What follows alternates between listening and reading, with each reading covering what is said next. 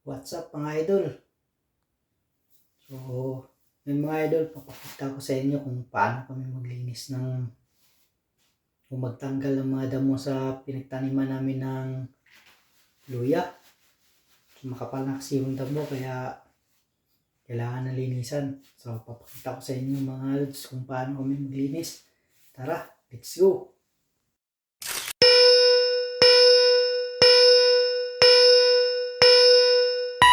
So, ito na nga mga idol, no?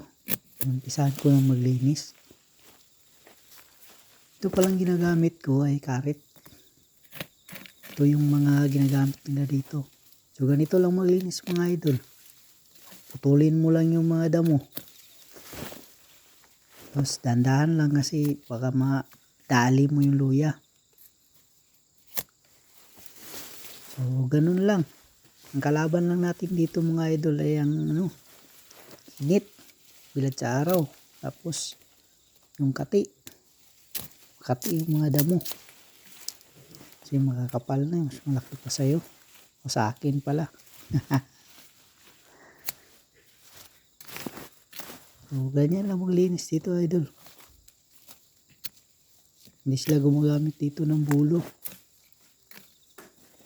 Sa na-experience ko lang dito, wala pa akong nakita bulo dito.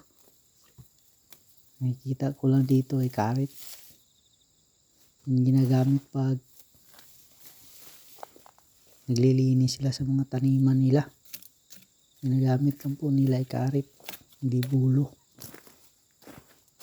So yun lang mga idol.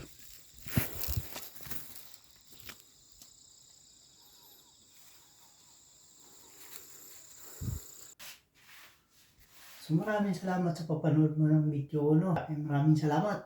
Thank you, bye-bye!